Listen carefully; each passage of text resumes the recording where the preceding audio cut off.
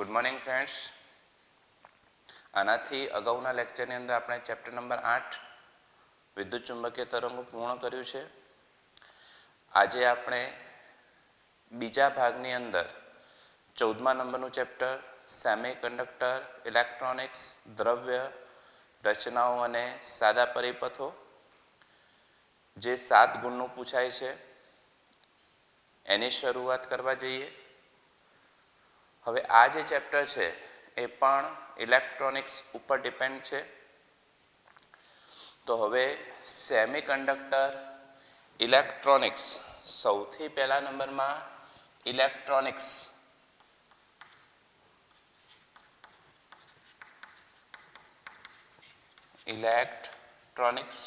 તો ઇલેક્ટ્રોનિક્સની અંદર જ સમાવેશ થઈ જાય છે ઇલેક્ટ્રોનનો. ઇલેક્ટ્રોનિક્સની અંદર જ સમાવેશ કોનો થઈ જાય છે? ઇલેક્ટ્રોનનો. તો જે પરિપથોના મૂળભૂત બંધારણીય એકમ તરીકે ઇલેક્ટ્રોન હોય, જે પરિપથોના મૂળભૂત બંધારણીય એકમ તરીકે ઇલેક્ટ્રોન હોય અને એના કારણે આપણે જે પરિપથો, જે રચનાઓ બનાવીએ છીએ એ રચનામાં ઇલેક્ટ્રોનના કારણે નિયંત્રિત પ્રવાહ મેળવી શકાતો હોય, તો એવી જે રચનાઓ છે એ રચનાઓને આપણે ઇલેક્ટ્રોનિક્સ રચનાઓ કહીએ છીએ. જે પરિપથોમાં મૂળભૂત બંધારણીય એકમ તરીકે ઇલેક્ટ્રોન હોય અને જેના કારણે આપણને એવી રચનાઓ મળે કે જેમાં ઇલેક્ટ્રોનનો નિયંત્રિત પ્રવાહ મેળવી શકાતો હોય, તો એને આપણે ઇલેક્ટ્રોનિક્સ રચનાઓ કહીએ છીએ. તો ઇલેક્ટ્રોનિક્સ જે રચનાઓ છે, આ ઇલેક્ટ્રોનિક્સ રચનાઓ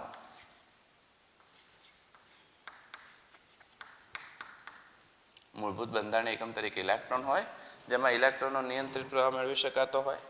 તો આવી જે ઇલેક્ટ્રોનિક્સ રચનાઓ છે એ ઇલેક્ટ્રોનિક્સ રચનાઓના મુખ્ય 2 ભાગ છે.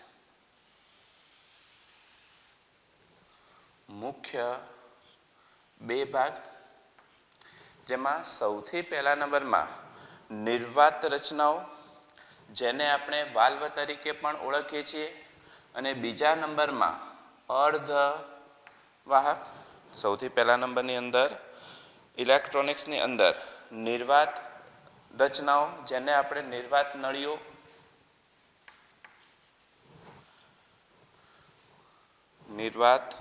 નળીઓ,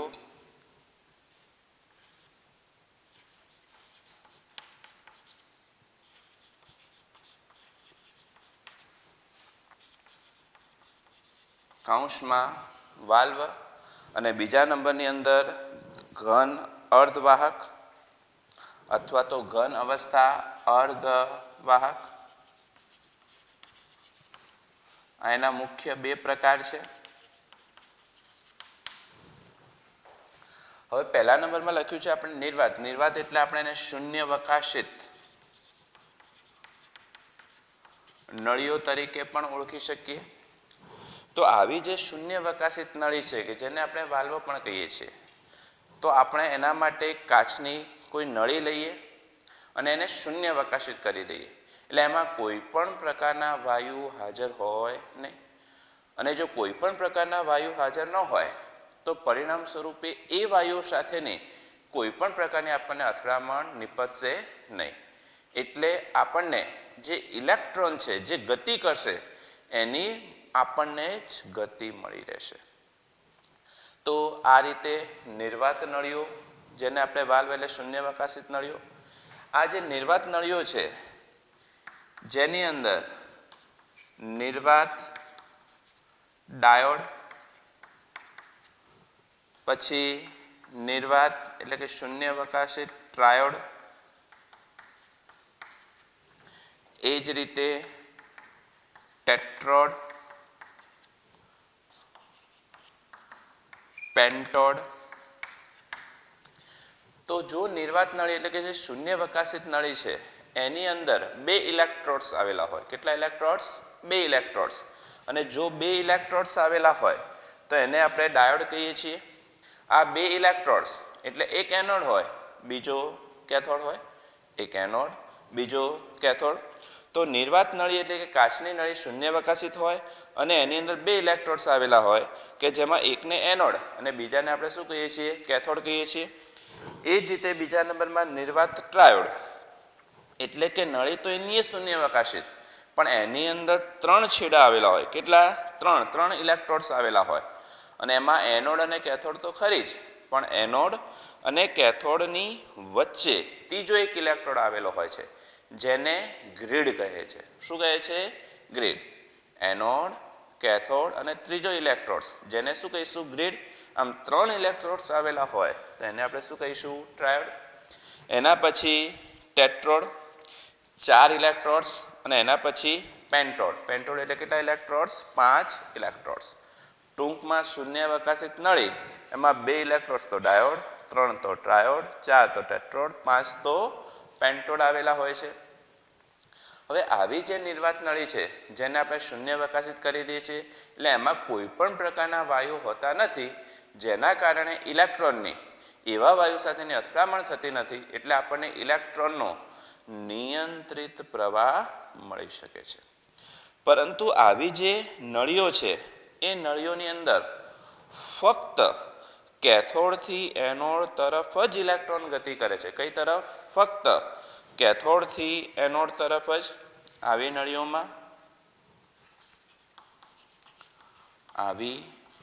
નળીઓમાં ઇલેક્ટ્રોન ફક્ત કેથોડથી એનોડ તરફ જ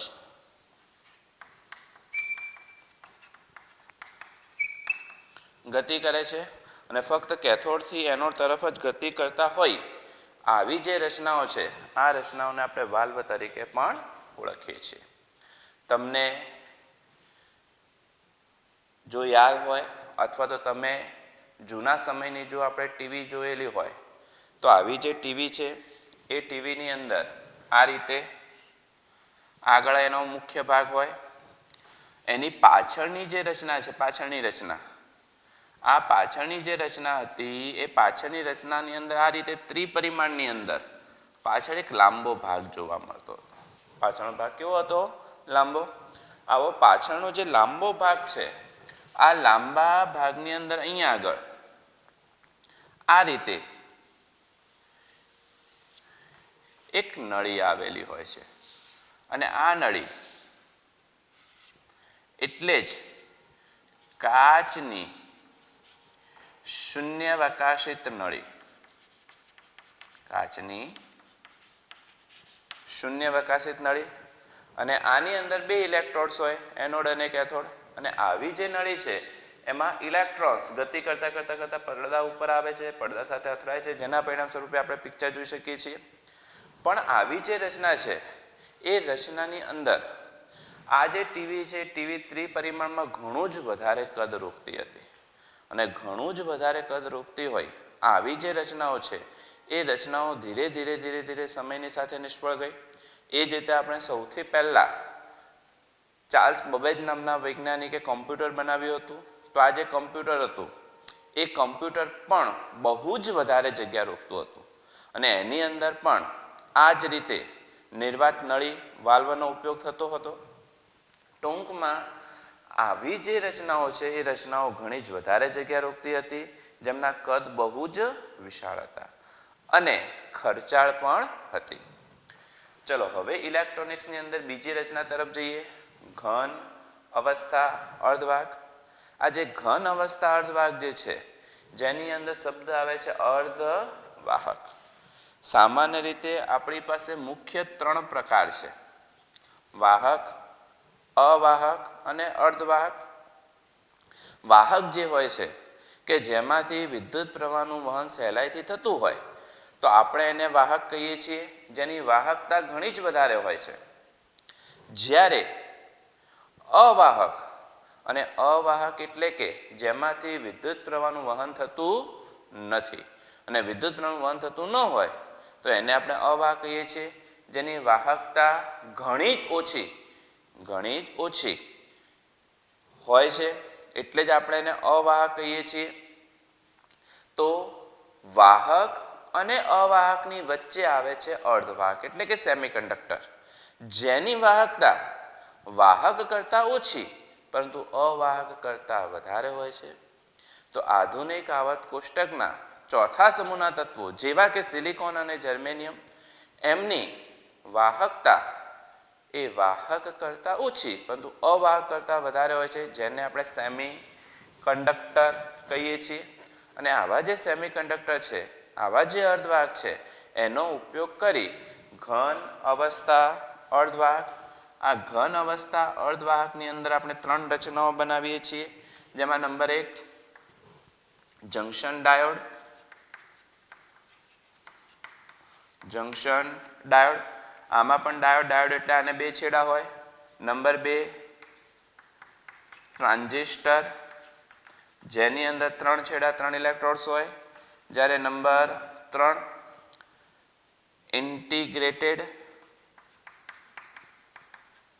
ઇન્ટિગ્રેટેડ સર્કિટ, જેને ટૂંકમાં આપણે આઈસી તરીકે પણ ઓળખીએ છીએ. તો આ રીતે ઘન અવસ્થા અર્ધવાહક, જેની અંદર આપણે મુખ્ય 3 રચના junction diode, transistor, integrated circuit, IC.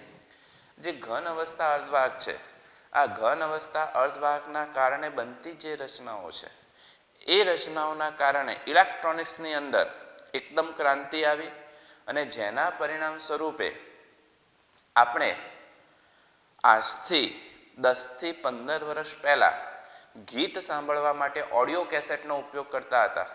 Audio કેસેટનો ઉપયોગ કે જેની અંદર આગળની તરફ 6 અને પાછળની તરફ 6 એવા માત્ર 12 જ ગીત સાંભળી શકતા, એની જેની જે કદની જે સાઇઝ હતી, કેસેટની સાઇઝ એ પણ મોટી હતી. એ જ રીતે હવે જો આપણે જઈએ તો આ ઇલેક્ટ્રોનિક્સની અંદર ક્રાંતિ આવવાના કારણે આપણને સૌથી પહેલા નંબરમાં સીડી આવી. શું આવી? સીડી, ગોલ્ડ ડિસ્ક આવી. સીડી પછી ડીવીડી આવી અને ડીવીડીના પછી અત્યારે આપણા મોબાઈલની અંદર નાનું એવું એક મેમરી કાર્ડ હોય છે.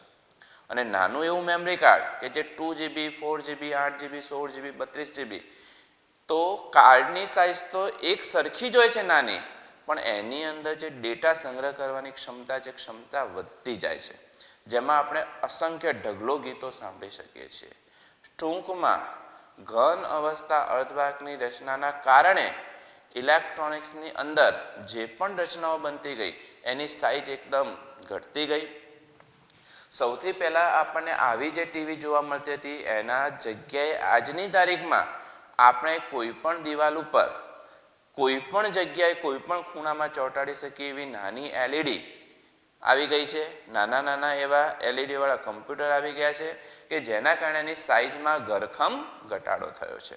સાઇઝની સાથે સાથે એના જે રૂપિયા છે એ રૂપિયામાં પણ ઘણો જ ઘટાડો થયો છે.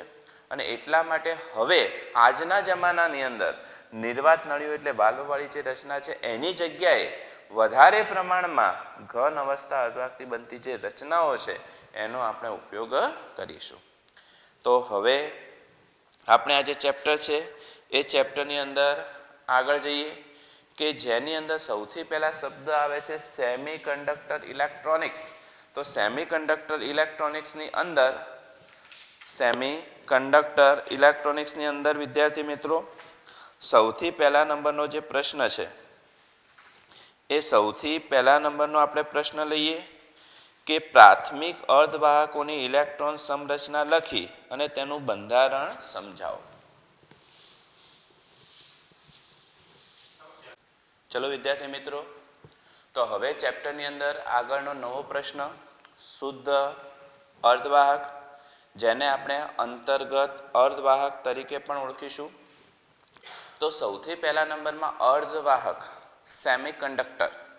તો અર્ધવાહક જે છે જેમાં આપણે આધુનિક આવર્ત કોષ્ટકમાં ચોથા સમૂહના તત્વ જેવા કે સિલિકોન અને જર્મેનિયમની વાત કરીએ છીએ. ચલો, સિલિકોન અને જર્મેનિયમ આ બે આપણે લઈએ ઉદાહરણ તરીકે. ચલો, સિલિકોન અને જર્મેનિયમ, એની જો આપણે ઇલેક્ટ્રોન અથવા તો સૌથી પહેલા પરમાણુ ક્રમાંક જે તમે કેમિસ્ટ્રીમાં ભણો છો તો યાદ કરો સિલિકોનનો પરમાણુ ક્રમાંક તો સિલિકોનનો પરમાણુ ક્રમાંક કેટલો છે? કેટલો? 14. જ્યારે જર્મેનિયમ જે છે એ જર્મેનિયમનો પરમાણુ ક્રમાંક કેટલો છે? 32 છે. ચલો, સિલિકોનનો પરમાણુ ક્રમાંક 14 છે, તો પરિણામ સ્વરૂપે જો મારે એની ઇલેક્ટ્રોન સંરચના લખવી હોય, ઇલેક્ટ્રોન સંરચના, તો ઇલેક્ટ્રોન સંરચના સિલિકોન માટે 1s2 2s2 2p6 3s2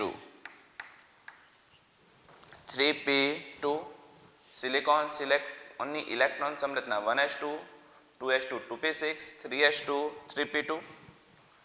હવે અહીંયા આગળ 1s2 આ 2 ને 2 4 4 ને 6 10 10 ને 4 14 જેનો પરમાણુ ક્રમાંક 14 છે. તો આ રીતે આપણને એની ઇલેક્ટ્રોન સંરચના મળી ગઈ. ચલો, એ જ રીતે હું જર્મેનિયમની વાત કરું તો જર્મેનિયમની ઇલેક્ટ્રોન સંરચના 1s2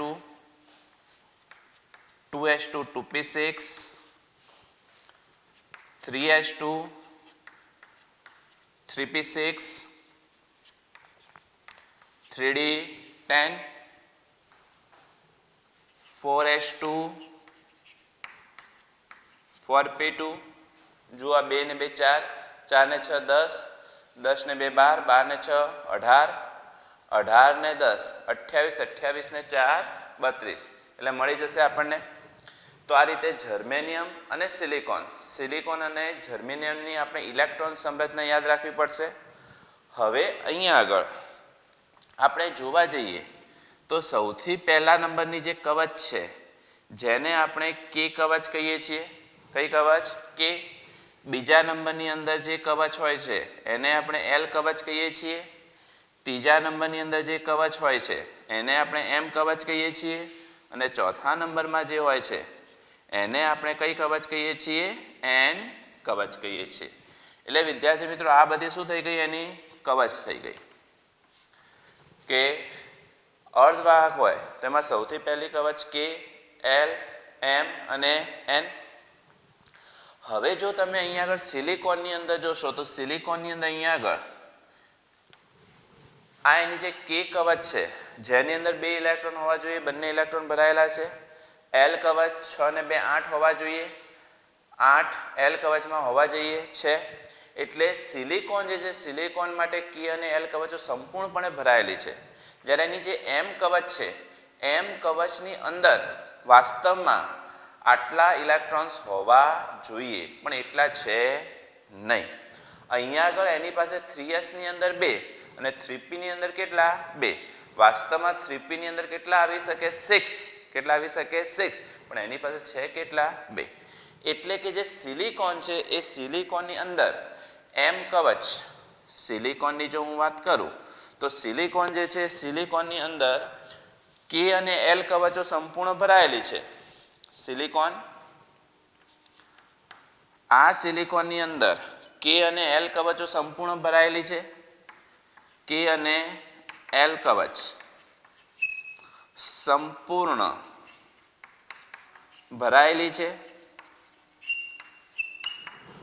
જ્યારે આ જે કવચ છે એ કવચ કેવી છે? ખાલી છે. જ્યારે એમ કવચ કેવી છે? ખાલી છે. જો જર્મેનિયમની વાત કરીએ તો જર્મેનિયમ જે છે એ જર્મેનિયમની અંદર કે કવચ, એલ કવચ અને એમ કવચ, આ એમ કવચ જે છે એ પણ ભરાયેલી છે. પણ અહીંયા આગળ 4s2 4p2 4p2 છે. અહીંયા પણ બીજા 6 ઇલેક્ટ્રોન મૂકવા હોય તો મૂકી શકાય. એટલે એન કવચ ખાલી છે.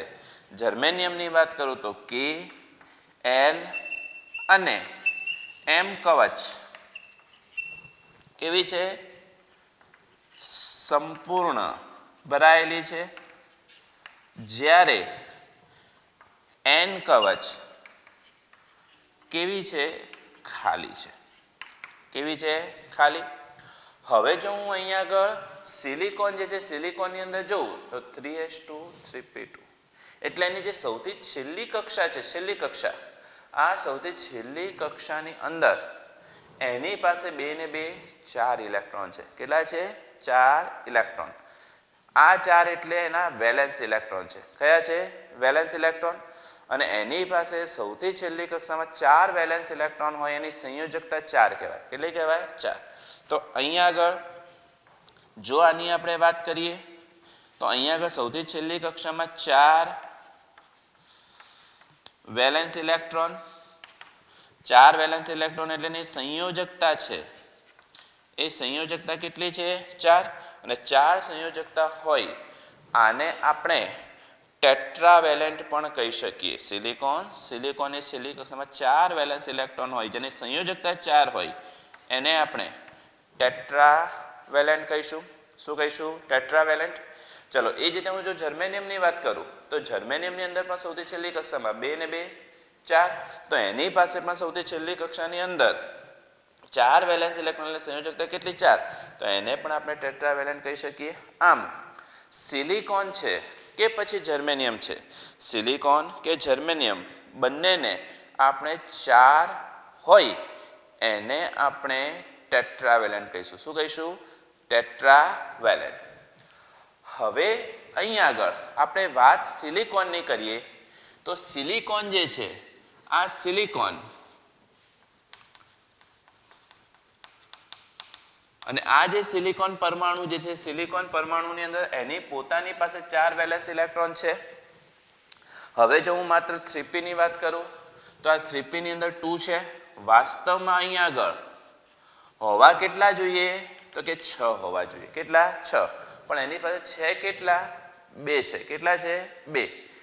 તો 3p ની અંદર 2 છે તો હજી જો અહીંયા આગળ એની પાસે ખૂટે કેટલા? 4 ખૂટે. અને જો 4 જો એને મળી જાય તો એ 4 મળી જાય 2 ને 2 4 એની પાસે છે તો એ પોતાની અષ્ટક રચના શું કરે? પૂર્ણ કરે.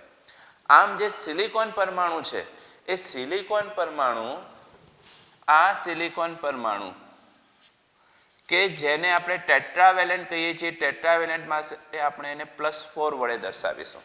કોના વડે? +4. હવે આ સિલિકોન પરમાણુ એ પોતાના પાડોશી એવા સિલિકોન પરમાણુ આ પાડોશી એવા સિલિકોન પરમાણુ પાસેથી 1 ઇલેક્ટ્રોનની ભાગીદારી કરે છે. કેટલા ઇલેક્ટ્રોનની? 1 ઇલેક્ટ્રોનની. અને 1 ઇલેક્ટ્રોનની ભાગીદારી કરી 1 ઇલેક્ટ્રોનની ભાગીદારી આની પોતાની પાસે હતો 1, અહીંયાથી 1 ઇલેક્ટ્રોનની શું કરી? ભાગીદારી કરી. એ સહસંયોજક બંધ બનાવે છે. કયો બંધ? સહસંયોજક બંધ બનાવે છે. હવે જો એણે પોતાની આ બાજુના પાડોશી સિલિકોન પરમાણુ પાસેથી 1 ઇલેક્ટ્રોનની ભાગીદારી કરી તો એ જ રીતે તે પોતાની આ બાજુના પણ પાડોશી સિલિકોન પરમાણુ પાસેથી 1 ઇલેક્ટ્રોનની ભાગીદારી કરે અને 1 ઇલેક્ટ્રોનની ભાગીદારી કરી સહસંયોજક બંધ બનાવે.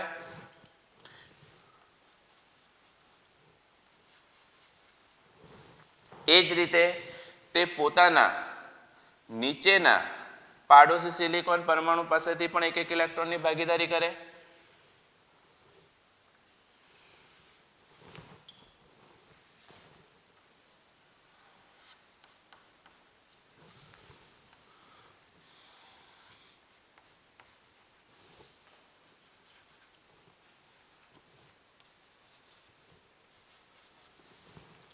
અને આ રીતે આ સિલિકોન પરમાણુ એની પોતાની પાસેના એવા 1 2 3 4 1 2 3 અને 4 એવા પાડોશી સિલિકોન પરમાણુ પાસેથી 1 ઇલેક્ટ્રોનની ભાગીદારી કરી એ પોતાની અષ્ટક રચના શું કરે છે? પૂર્ણ કરે છે.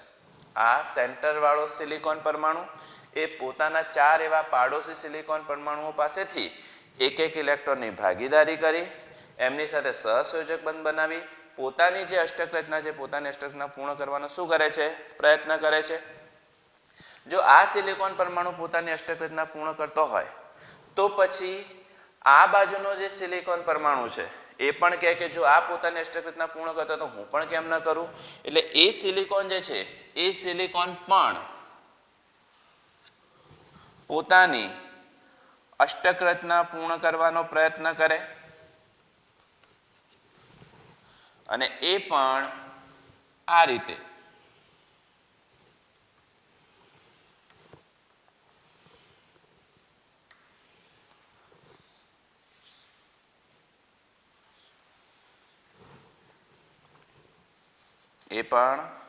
રીતે એના 4 એવા પાડોશી સિલિકોન પરમાણુ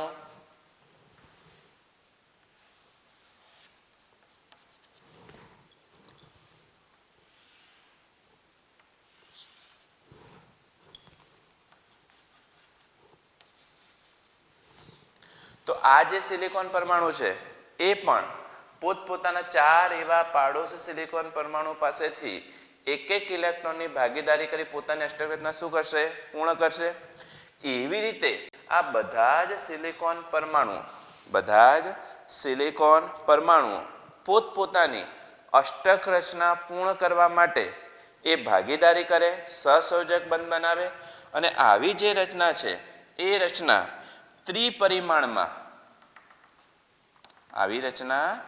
ત્રિપરિમાણની અંદર કેવી વધે? આગળ વધે. અને આવી જે રચના છે એ રચના જો ત્રિપરિમાણની અંદર આગળ વધતી હોય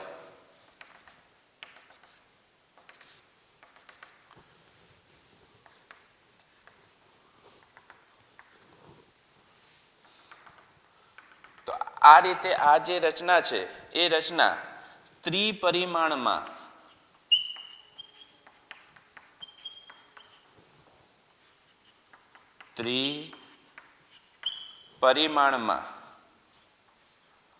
આગળ વધે અને આ રચના ત્રિપરિમાણમાં આગળ વધતા તે ડાયમંડ,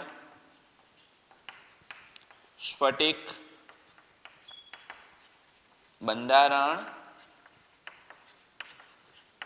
ધરાવે છે. અને આ રીતે જે રચના ત્રિપરિમાણમાં આગળ વધશે તે ડાયમંડ સ્ફટિક બંધારણ ધરાવે છે. અને જ્યારે આ રચના તૈયાર થાય ત્યારે આપણે એને શુદ્ધ અર્ધવાહક તરીકે ઓળખીએ છીએ.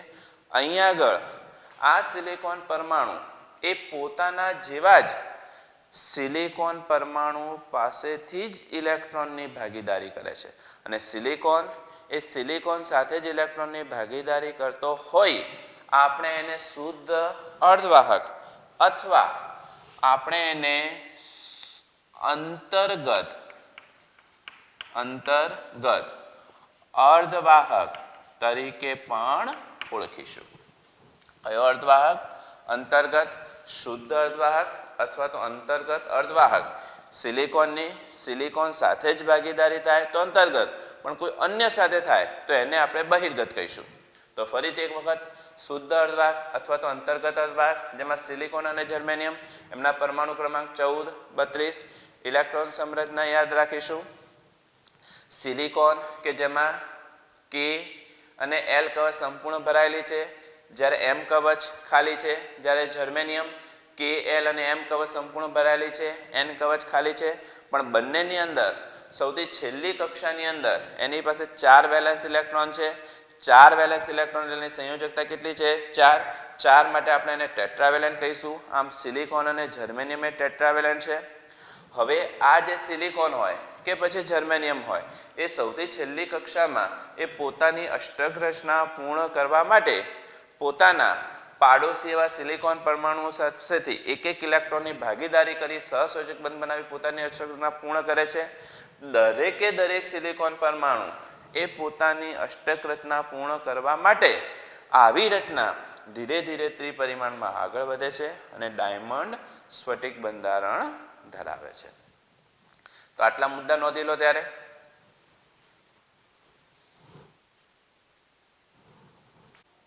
ચલો વિદ્યાર્થી મિત્રો, આગળનો નવો પ્રશ્ન સમજીએ. શુદ્ધ અર્ધવાહક. આ શુદ્ધ અર્ધવાહકની અંદર હોલની સંકલ્પના સમજાવો. શુદ્ધ અર્ધવાહક જેમાં હોલની સંકલ્પના. તો અત્યારે જ આપણે આનાથી અગાઉ ભણી ચૂક્યા કે જે સિલિકોન એ પોતાના પાડોશી એવા સિલિકોન પરમાણુ પાસેથી એક ઇલેક્ટ્રોનની ભાગીદારી કરી પોતાની અષ્ટક રચના પૂર્ણ કરવા બીજા સિલિકોન સાથે સહસંયોજક બંધ બનાવે. આ રચના ત્રિપરિમાણમાં કેવી વધે છે? આગળ વધે છે. હવે અહીં આગળ આ જે રચના છે એમાં નિરપેક્ષ 0 કેલ્વિન તાપમાને, કયા તાપમાને? નિરપેક્ષ 0 કેલ્વિન તાપમાને આ જે સ્ફટિક છે, આ જે શુદ્ધ અર્ધવાહક છે એ અવાહકની જેમ વર્તે છે. નિરપેક્ષ 0 કેલ્વિન તાપમાને આ જે અર્ધવાહક છે, અર્ધવાહક એ અવાહકની જેમ વર્તે છે. પણ આપણે તો જે અર્ધવાહક છે એમાંથી ઇલેક્ટ્રોનનું વહન કરાવવાનું છે, એટલે વાહક બનાવવાનો છે. તો આપણે શું કરીએ છીએ? તો આપણે ધીરે ધીરે નિરપેક્ષ 0 કેલ્વિન તાપમાન જે છે એમાંથી તાપમાન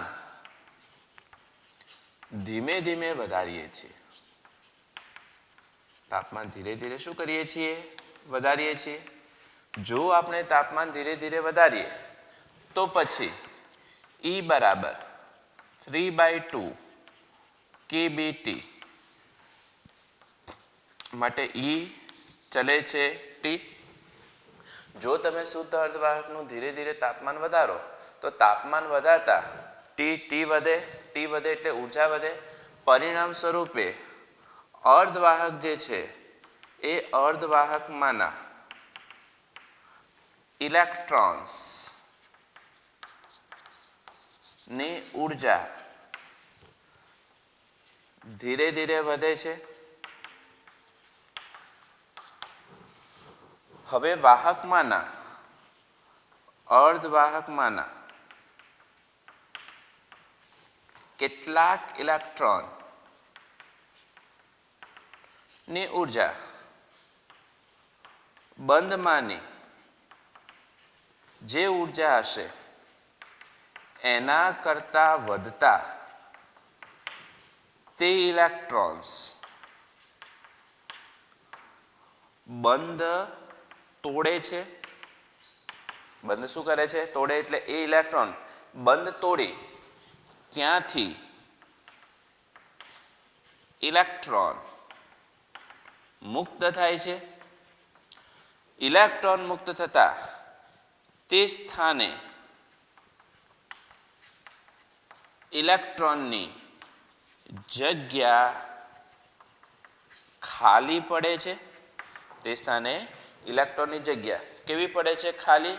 અને આ જે ખાલી જગ્યા છે, આ ખાલી જગ્યાને જ શું કહે છે? હોલ કહે છે. આ ખાલી જગ્યાને જ શું કહે છે? હોલ કહે છે. જો આપણે અહીંયા આગળ સમજીએ કે દાખલા તરીકે સૌથી પહેલા નંબરમાં આ સિલિકોન છે +4. ચલો આ સિલિકોન, આ પણ સિલિકોન, આ પણ સિલિકોન, આ પણ સિલિકોન, આ પણ સિલિકોન. ચલો એ પોતપોતાના પાડોશી એવા સિલિકોન પરમાણુ પાસેથી એક ઇલેક્ટ્રોનની ભાગીદારી કરી સહસંયોજક બંધ બનાવે છે. શું બનાવે છે? સહસંયોજક બંધ. ચલો આ એક ઇલેક્ટ્રોનની ભાગીદારી,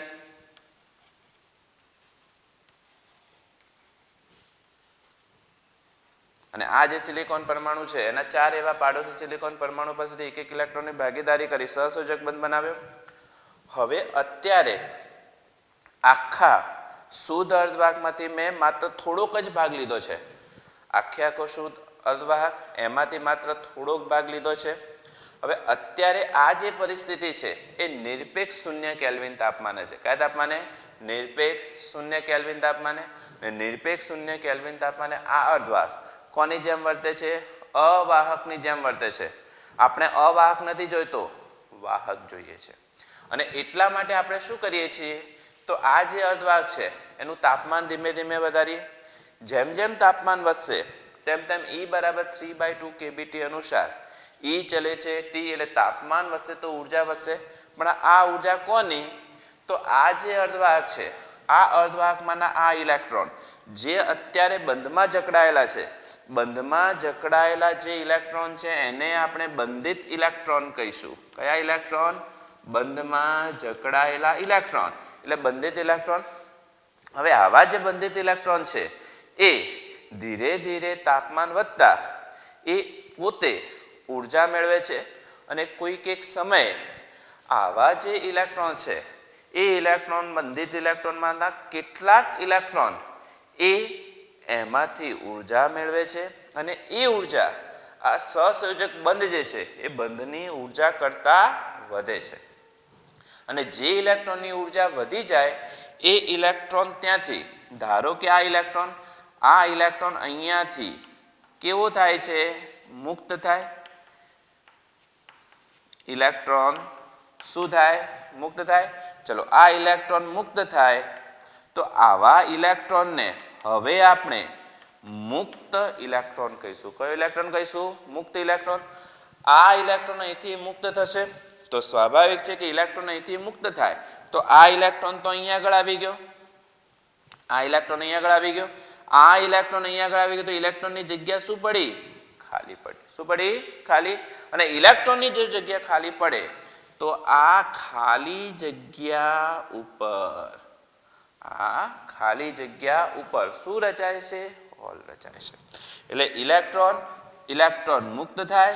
ઇલેક્ટ્રોન મુક્ત થાય તો ઇલેક્ટ્રોનની જગ્યા શું પડે?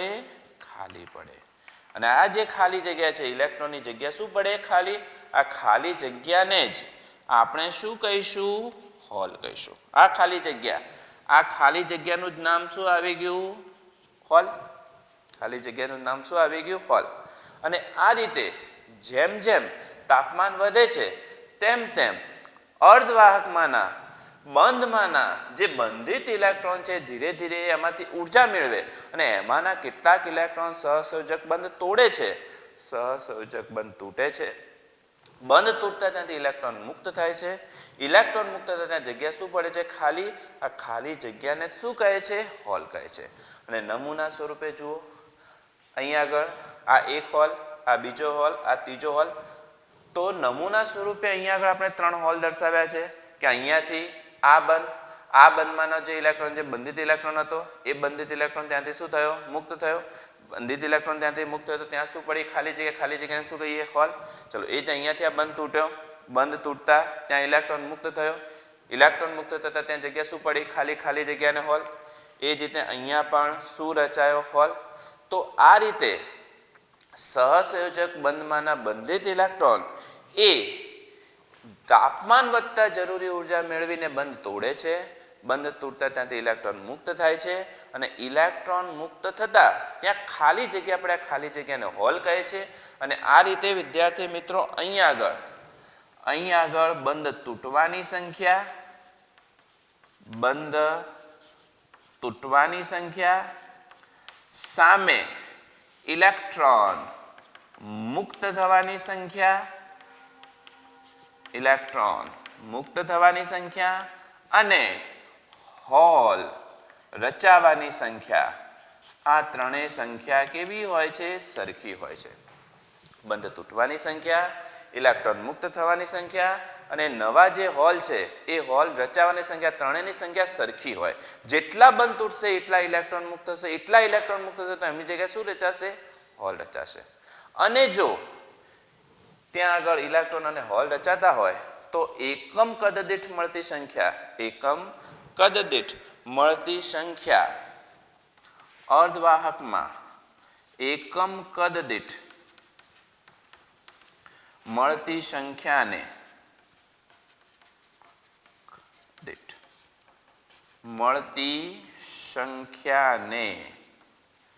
સંખ્યા ઘનતા કહે છે, જેને આપણે સ્મોલ n વડે દર્શાવીશું. શેના વડે? Small n. એકમ કદ દીઠ મળતી સંખ્યા અને એકમ કદ દીઠ મળતી સંખ્યા એટલે સંખ્યા ઘનતા માટે ne બરાબર કેટલા? nh. અને આમ શુદ્ધ અર્ધવાહકમાં ઇલેક્ટ્રોન અને હોલ ના જોડકા રચાવાની સંખ્યા સરખી હોય, સ્થિતિ સમાન હોય, એને આપણે ઇન્ટ્રિન્સિક વિદ્યુતભાર વાહકો કહીશું. કયા? ઇન્ટ્રિન્સિક વિદ્યુતભાર વાહકો. અને એવા વાહકોની સંખ્યા ઘનતાને આપણે n I વડે દર્શાવીશું. માટે શુદ્ધ અર્ધવાહકમાં Ne બરાબર NH બરાબર કેટલા? Ni. Ne બરાબર NH બરાબર કેટલા? Ni. તો Ne એટલે કે ઇલેક્ટ્રોનની સંખ્યા ઘનતા એકમ કદ દીઠ ઇલેક્ટ્રોનની સંખ્યા, NH એટલે કે હોલની સંખ્યા ઘનતા એકમ કદ દીઠ હોલની સંખ્યા બરાબર Ni ઇન્ટ્રિન્સિક વિદ્યુતભાર વાહકો. એટલે જ હંમેશા જોડકામાં ઉદ્ભવતા હોય એને નામ શું આપી દીધું? ઇન્ટ્રિન્સિક વિદ્યુતભાર વાહકો. બીજા નંબરમાં વિદ્યાર્થી મિત્રો, અહીંયા આગળ ઇલેક્ટ્રોન છે. આપણે બધા જાણીએ છીએ કે ઇલેક્ટ્રોન છે તો ઇલેક્ટ્રોનનો વીજભાર, આ ઇલેક્ટ્રોન મુક્ત થયો, આ મુક્ત થતો જે ઇલેક્ટ્રોન છે એ ઇલેક્ટ્રોનનો વીજભાર આપણે જાણીએ છીએ કયો? ઋણ વીજભાર. ઋણ વીજભાર. હવે આ જે હોલ છે એ હોલ એ ઇલેક્ટ્રોનને આકર્ષવાની વૃત્તિ ધરાવે. હવે ઇલેક્ટ્રોનને આકર્ષી ક્યારે શકે? તો ઇલેક્ટ્રોન કે જેનો વીજભાર ઋણ છે, ઋણને કોણ આકર્ષે? ધન. તો જો હોલ પરનો વીજભાર ધન હોય, તો એ ઇલેક્ટ્રોનને શું કરે? આકર્ષી શકે. અને આમ હોલ એ ધન વીજભારની જેમ વર્તે છે. હોલ એ ધન વીજભારની જેમ વર્તે છે. અને ધન વીજભારની જેમ વર્તતો હોય તે ઇલેક્ટ્રોનને આકર્ષવાની વૃત્તિ ધરાવે છે. તો આ રીતે હોલ એ ધન વીજભારની જેમ વધશે એટલે ઇલેક્ટ્રોનને આકર્ષશે, જ્યારે ઇલેક્ટ્રોનનો વીજભાર કેવો હશે? ઋણ હશે. તો આ રીતે શુદ્ધ અર્ધવાહકમાં હોલની સંકલ્પના. ચલો આટલું નોંધી લો. ત્યારે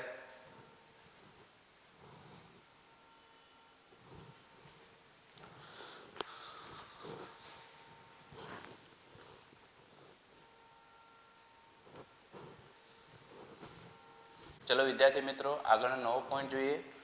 શુદ્ધ અર્ધવાહકમાં વિદ્યુત પ્રવાહનું વહન. હવે આ શુદ્ધ અર્ધવાહક છે. આ શુદ્ધ અર્ધવાહકમાં આપણે વિદ્યુત પ્રવાહનું વહન સમજવું છે. તો સૌથી પહેલાં અગાઉ આપણે ભણ્યા પ્રમાણે કે નિરપેક્ષ શૂન્ય કેલ્વિન તાપમાને અર્ધવાહક એ કોની જેમ વર્તે છે? અવાહકની જેમ વર્તે છે. તો ત્યાં આગળ પ્રશ્ન થાય કે સાહેબ ત્યાં આગળ બંધ તૂટીને ઇલેક્ટ્રોન મુક્ત થાય છે, અને જો ઇલેક્ટ્રોન મુક્ત થાય તો તે ઇલેક્ટ્રોન ગતિ કરે તો નિર્માણ પ્રવાહનું થાય, અને વિદ્યુત પ્રવાહનું નિર્માણ થતું હોય તો તે અવાહકની જેમ કેમ વર્તે છે? તો અહીંયા આગળ આ બધા જે પીળા કલરવાળા છે એ બધા મુક્ત ઇલેક્ટ્રોન છે.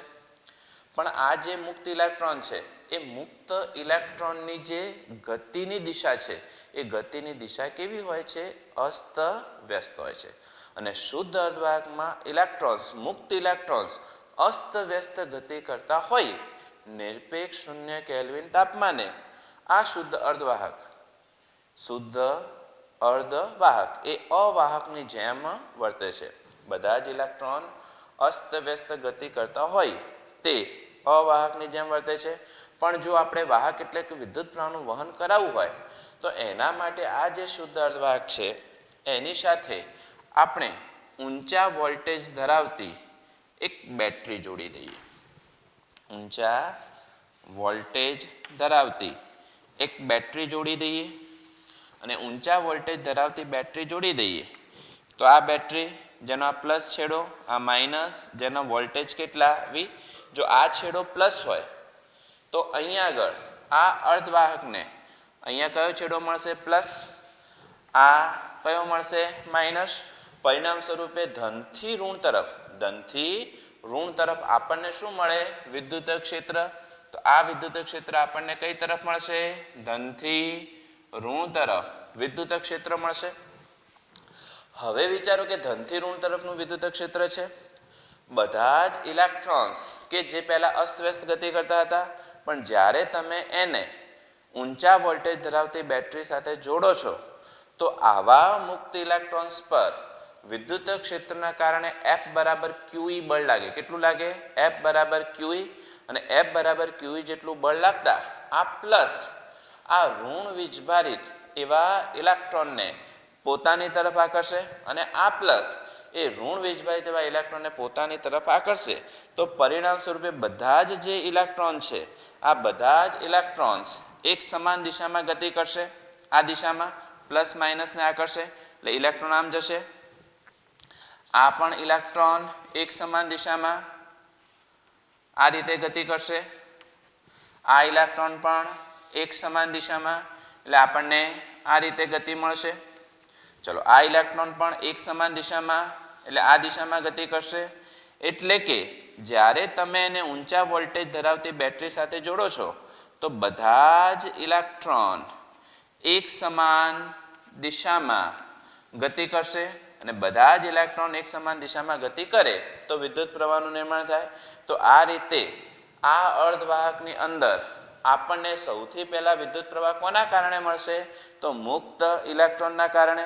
અને મુક્ત ઇલેક્ટ્રોનના કારણે જો પ્રવાહ મળતો હોય તો નંબર 1 મુક્ત ઇલેક્ટ્રોન ના કારણે મળતો પ્રવાહ અને મુક્ત ઇલેક્ટ્રોનના કારણે મળતો પ્રવાહ કયો? I E. જેની મારે દિશા લખવી હોય દિશા તો આ બધા જ ઇલેક્ટ્રોન જો કઈ તરફ જાય છે? આ બધા જ ઇલેક્ટ્રોન બાહ્ય બેટરીના ઋણ છેડાથી ધન છેડા તરફ એટલે બધા જ ઇલેક્ટ્રોન ઋણ છેડાથી કઈ તરફ? ધન તરફ. એટલે ઋણથી ધન તરફ ગતિ કરશે એટલે એની દિશા ઋણથી ધન તરફ. અથવા જો બીજી રીતે કેવું હોય તો આ દિશા એ બાહ્ય વિદ્યુત ક્ષેત્રની દિશા કરતા કેવી છે? વિરુદ્ધ છે. અને બાહ્ય વિદ્યુત ક્ષેત્રની દિશા કરતા વિરુદ્ધ હોય તો બાહ્ય વિદ્યુત ક્ષેત્ર E ની વિરુદ્ધ. તો આ રીતે સૌથી પહેલા નંબરમાં આપણને મુક્ત ઇલેક્ટ્રોનના કારણે વિદ્યુત પ્રવાહ મળશે કયો? I E. ચલો હવે અહીંયા આગળ આપણે એને ઊંચા વોલ્ટેજ ધરાવતી બેટરી સાથે તો જોડીએ છીએ પણ સાથે સાથે એનું તાપમાન વધે છે. સાથે સાથે જો તાપમાન વધતું હોય તો તાપમાન વધવાના કારણે અગાઉ કીધું એ પ્રમાણે E બરાબર 3/2 kBT અનુસાર સહસંયોજક બંધમાંના જે બંધિત ઇલેક્ટ્રોન છે બંધિત ઇલેક્ટ્રોન ઉર્જા મેળવશે અને સહસંયોજક બંધમાંના બંધિત ઇલેક્ટ્રોન જો ઉર્જા મેળવતા હોય તો એમાંના કેટલાક ઇલેક્ટ્રોન એ જરૂરી ઉર્જા મેળવી બંધમાંથી મુક્ત થાય છે. હવે જુઓ દાખલા તરીકે આ ઇલેક્ટ્રોન છે આ ઇલેક્ટ્રોન અહીંયાથી મુક્ત થયો. ચલો આ ઇલેક્ટ્રોન બંધમાંથી મુક્ત થયો તો આ ઇલેક્ટ્રોન બંધમાંથી મુક્ત થયો એટલે ગતિ કરતો કરતો આમ જાય છે. આ ઇલેક્ટ્રોન ગતિ કરતો કરતો આમ જાય છે. હવે આ ઇલેક્ટ્રોન ગતિ કરતો કરતો આમ જાય તો સામે હોલ આવ્યો. શું આવ્યો? હોલ. એટલે આ જે મુક્ત થયેલો ઇલેક્ટ્રોન છે એ આ હોલ આવ્યો. હમણાં જ આપણે ભણ્યા કે હોલ એ ઇલેક્ટ્રોનને આકર્ષવાની વૃત્તિ ધરાવે. પરિણામ સ્વરૂપે આ જે ઇલેક્ટ્રોન મુક્ત થયો હતો જે અહીંયાથી ગતિ કરતો કરતો કરતો કરતો કરતો આમ જાય છે અને આ હોલ આવ્યો તો આ હોલમાં શું થયો? ભરાઈ ગયો. આ હોલમાં એટલે પહેલા જે હોલ હતો એ હોલ પૂરાઈ ગયો પણ અહીંયાથી તો ઇલેક્ટ્રોન મુક્ત થયો તો અહીંયા નવો શું રચાઈ ગયો? હોલ રચાઈ ગયો. શું રચાઈ ગયો? હોલ. અહીંયાથી ઇલેક્ટ્રોન મુક્ત થયો. આ ઇલેક્ટ્રોન મુક્ત થયા પછી ગતિ કરતો કરતો કરતો આમ જાય છે. સામે હોલ આવી ગયો. હોલમાં ભરાઈ ગયો તો અહીંયા આગળ આ હોલ પૂરાઈ ગયો. સામે નવો હોલ રચાયો. તો જૂનો હોલ પૂરાયો નવો હોલ રચાયો. એની દિશા આપણને આ થઈ કે જૂનો હોલ અહીંયા હતો નવો હોલ અહીંયા મળ્યો તો નવા હોલની દિશા કઈ થઈ? આ તરફ થઈ. આ અને આ દિશા એટલે ધનથી કઈ તરફ? ઋણ તરફ. ધનથી ઋણ તરફ. એ જ રીતે જુઓ અહીંયા આગળ કે દાખલા તરીકે આ ઇલેક્ટ્રોન છે. આ ઇલેક્ટ્રોન જે બંધિત ઇલેક્ટ્રોન છે જે જરૂરી ઉર્જા મેળવે છે બંધમાંથી મુક્ત થાય છે તો આ ઇલેક્ટ્રોન ગતિ કરતો કરતો કરતો કરતો આમ જાય છે. આ ઇલેક્ટ્રોન ગતિ કરતો કરતો કરતો આમ જાય છે. આ હોલ આવી ગયો. આ હોલની અંદર ભરાઈ જાય એટલે આ હોલ પૂરાઈ ગયો, પણ જેવો ઇલેક્ટ્રોન અહીંથી મુક્ત થશે એટલે અહીંયા આગળ નવો હોલ રચાયો. નવો હોલ, તો જૂના હોલ પૂરાવાની અને નવા હોલ રચાવાની દિશા આ થઈ. અને આ દિશા એટલે ધનથી કઈ તરફ? ઋણ તરફ. ધનથી ઋણ તરફ. વાસ્તવમાં હોલ ગતિ કરતો નથી, ગતિ તો કોણ કરે છે? ઇલેક્ટ્રોન. પણ નવા હોલ રચાવાની અને જૂના હોલ પૂરાવાની જે દિશા છે એ દિશા ધનથી કઈ તરફ? ઋણ. અને ધનથી ઋણ તરફ. તો આપણને હોલના કારણે પણ પ્રવાહ મળશે અને આ હોલના કારણે મળતો પ્રવાહ, હોલના કારણે મળતો પ્રવાહ, અને હોલના કારણે જે પ્રવાહ મળશે એ કયો હશે? IH. જેની દિશા પેલા કરતા ઊંધી, પેલાની દિશા હતી ઋણથી ધન, તો અહીંયા આગળ હોલની જે દિશા છે એ દિશા છે ધનથી ઋણ તરફ અથવા બાહ્ય વિદ્યુત ક્ષેત્ર એની દિશામાં. અને આ રીતે જે શુદ્ધ અર્ધવાહક છે એમાં આપણને ઇલેક્ટ્રોનના કારણે પણ પ્રવાહ મળે છે, હોલના કારણે પણ પ્રવાહ મળે છે. આમ શુદ્ધ અર્ધવાહકમાં મળતો પ્રવાહ, શુદ્ધ અર્ધવાહકમાં મળતો પ્રવાહ I બરાબર IE પ્લસ કેટલા? IH. I બરાબર IE પ્લસ કેટલા? IH. આમ શુદ્ધ અર્ધવાહકમાં આપણને ઇલેક્ટ્રોન અને હોલ બંનેના કારણે પ્રવાહ મળતો હોય છે. અહીંયા આગળ આપણને બુકની અંદર આ બાહ્ય બેટરીનું લખાણ આપ્યું છે, પણ આવી કોઈ આકૃતિ આપી નથી, એટલે આપણે આકૃતિ માત્ર સમજવાની છે, દોરવાની બુક મુજબ જ છે. ચલો ઝડપથી આટલું નોંધી લો ત્યારે.